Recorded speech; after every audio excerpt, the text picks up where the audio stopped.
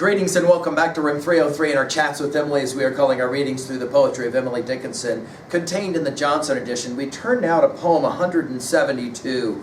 "'Tis so much joy, 'tis so much joy," and this repetition will matter in this play, in this play of words. As we look at this one, we're going to be talking again back to poem 139 of throwing dice. So notice that the tumbling of two dice will be much like the repetition that we'll see here. So we're going to have some very interesting movement, and I use that term now in its specific reference, movement of the words, much like the movement of dice. I want to right away say how grateful I am to my Emily group, specifically the Emily group here in Moreland. I know there's a number of them that are working to study these poems together, and I think that's awesome. My Emily group and I have had a very fun conversation about this, and I'll try and translate some of that joy, to be specific to this poem, joy contained within this poem. Although, I think Emily is playing a very serious game, if I can say it that way here. We are back to poem 139. Do you remember this one? "Soul, wilt thou toss again? By just such a hazard hundreds have lost indeed, but tens have won and all. Angels' breathless ballot lingers to record thee. Imps in eager caucus raffle for my soul." Now, the idea of throwing it all, staking everything on the throw of a dice. We could be speaking, of course, about God and heaven. We're going to get to that phrase in immortality and all of that. We could be thinking a little bit about poetic acceptance as we've played that game as well. For example, Emily asked Thomas Higginson specifically this question, quote, "Are you too deeply occupied to say if my verse is alive?" End quote. This is in letter 260. And I find that a fascinating question because it will be specifically Higginson who will publish this poem the 25th of September, 1890. And he'll call it Rouge Cannet, Red Winds. And when the poem was published with that title, it makes it for an interesting read right away. Now, obviously, Emily never called it that. By the way, our assumptions are that you've been following our stuff at learnstrong.net, down that left-hand side, Chats with Emily, our playlist. I'm hopeful that you've already been exposed to our set of introductory comments. I'm hopeful that you've worked through the preceding 171 poems we just finished with Wait Till the Majesty of Death. Now, once again, in this poem, Emily is seeking to understand. Some will read this poem as seeking as well, possibly for approval. Certainly the question is going to be much like Pascal's wager, which we'll meet in a bit. The question of, what are you willing to gamble on? Let's enjoy the poem. "'Tis so much joy, 'tis so much joy. If I should fail, what poverty?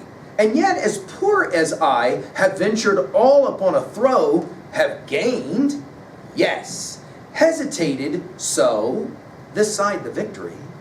Life is but life, and death but death. Bliss is but bliss, and breath but breath. And if indeed I fail, at least to know the worst is sweet. Defeat means nothing but defeat. No drearier can befall. And if I gain, oh, gun at sea, oh, bells that in the steeples be, at first repeat it slow, for heaven is a different thing, conjectured and wake sudden in, and might extinguish me." Now, the opening lines of this poem, I think, and the repetition, playing the role of dice, is to me brilliant. I love that she uses the word joy. We saw that in poem 58. Are you guys ready for this? In 43 more poems, she will use the word joy. Funny, given a poet who supposedly is always morose and lugubrious all the time, thinking about death all the time. She loves this word joy, and here it is mentioned now twice. "'Tis so much joy, 'tis so much joy," and yet it begs the question, what is it specifically about gambling that produces joy? Is it the risk and the tossing of the dice? Is it the winning, and that's what's going on? And then the referencing to the possibility of failure. We'll get this a couple of times. Again, the repetition. If I should fail, what poverty. Now, of course, this notion of if I should fail, for the readers of Emily's day, they knew their Shakespeare, so they knew their Macbeth, and they knew their Macbeth and Lady Macbeth conversation of Macbeth 1:7. We've given full lectures at learnstrong.net, and you'll remember there that Macbeth will ask her if we should fail, and of course Lady Macbeth will say, we fail?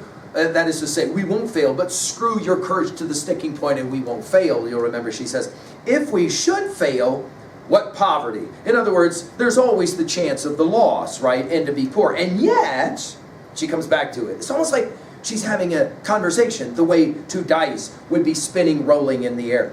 And yet, as poor as I have ventured all upon a throw, taking us again back to poem 139, have gained. In other words, there is the only way you're ever going to win at gambling is to actually toss the dice. And then there's this word, yes. And in our Emily group discussion, there was this moment when a young student said, yes, and pointed. And I think that's exactly the game that Emily is playing here. By the way, the word yes, as it stands here, only gets used 2 more times. In poem 446, it's, she could not find her yes. We're going to love it when we hit that poem. And then also in 649, that's the only other time. I cannot help but think of the Molly section, specifically in James Joyce's Ulysses, with that word yes, that affirmation with the exclamation point. Then she uses the word hesitated.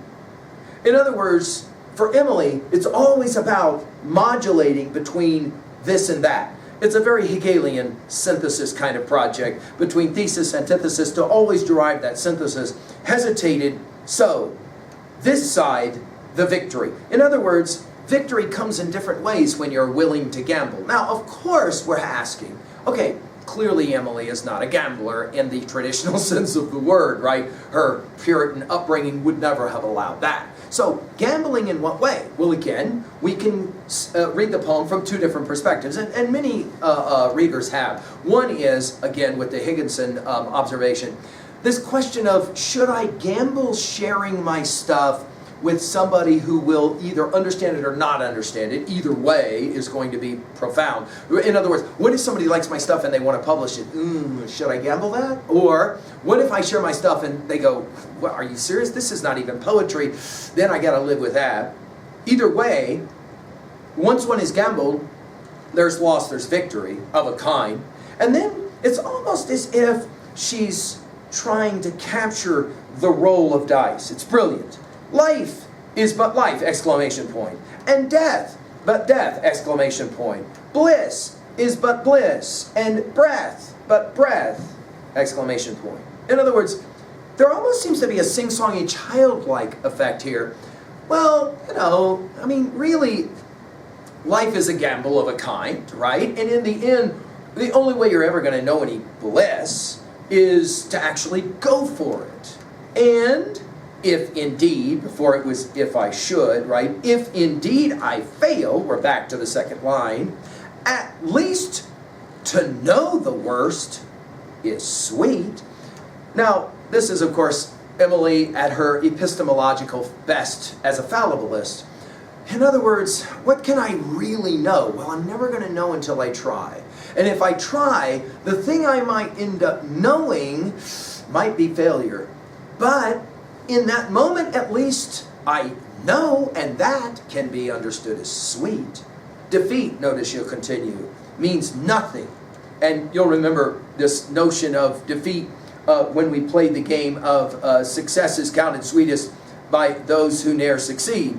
That poem 67 will end with the notion of a soldier on the battlefield, defeated, dying, on whose forbidden ear, and so on, right? At least to know the worst is sweet. Defeat means nothing but defeat. This use of the word but, to take us back now, notice it's 5 times this word gets used. But defeat, no drearier can befall. What's the worst that can happen? You try, you lose. It's okay. It's not a big deal. But then, as if she's channeling Yoda for the Star Wars fans in the house, there is no try, there is fail or do not. And for the 3rd time, if I gain? What about if we always look at gambling from the perspective of, well, what if I lose? But yeah, but what if you gain? Oh, gun at sea, oh, bells that in the steeples be. In other words, hurrah. Notice again all the exclamation points. At first, repeat it slow. It's like I'm trying to think through this. For heaven is a different thing. Uh-oh. And now all of a sudden, and this is the genius of Emily. Guys, this is why we love her poetry so much. It seems so simple. Yeah, I get it. Life is a gamble. Okay. And you got to go for things in your life. And that means, okay, sometimes there's going to be inconveniences like defeat. And sometimes every once in a while you're going to get a victory. But hey, that's what life is. That's what death is. That's what bliss is. But then all of a sudden she pauses and she says, wait, slow down. What about heaven? What about afterlife? For heaven is a different thing. Conjectured, right? In other words, it's like thought about and waked sudden in, and it might extinguish me.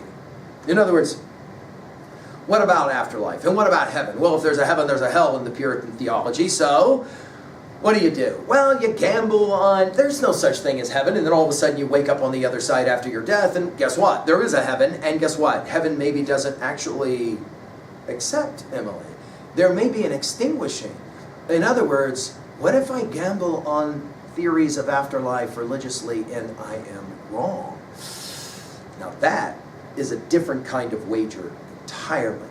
It seems to me this poem ends with some pretty serious kind of leveling, and it's going to prepare us for a couple of poems. When we meet poem 772, this is a fun one, guys. When we finally get there, we're going to really enjoy this one. It reads like this: the hallowing of pain, like hallowing of heaven, obtains at a corporal cost. The summit is not given to him who strives severe at middle of the hill, but he who has achieved the top. All is the price of all. I'm sometimes asked, give me a single line that captures Emily more than any other line. And it may be that line, all is the price of all. By the way, when we meet poem 936, we're going to enjoy this one as well. And it reads like this: this dust and its feature accredited today will in a second future cease to identify. This mind and its measure, a too minute area for its enlarged introspections comparison appear. This world and its species a too concluded show for its absorbed attention, remotest scrutiny. I'm going to save my treatment of that poem until we meet it later. At level 2A, what is it that actually Emily is saying here? Well, I think she's arguing that it's always better to take the gamble and risk and face the risk, but to what degree is life just a game, right? My Emily group wanted me to ask that question.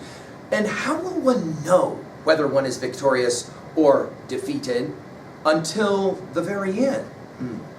At 2B, I love to me, this is genius. The game that she's playing, I've said it to you guys before, I think she's having a blast of a time. And I think, this thing, throw the dice.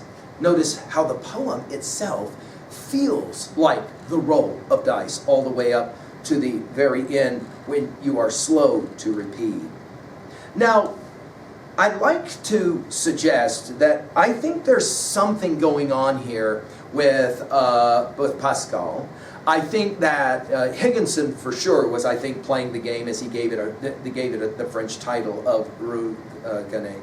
I like the idea of thinking that somewhere Emily's channeling that very idea by Pascal in his Pensées, the reflections, the thoughts of the great French thinker, the great mathematician, who plays that game of, I don't know for sure if God exists, but I'm going to live as if God exists, so that in the end, if I die, and God does exist, well, then I'll be accepted into heaven. And if I die and there is no God whatsoever, and there is no afterlife, and there is no heaven, there are no Scooby Snacks because they are an illusion, however you wish to think of it, then I'll still have lived a good life in regards to my attempts. Now, of course, there are a whole bunch of Christian theologians who said after the fact, Pascal's wager is not true faith. It's like throwing dice, and I'm going to play on the side of where I think the dice might end up.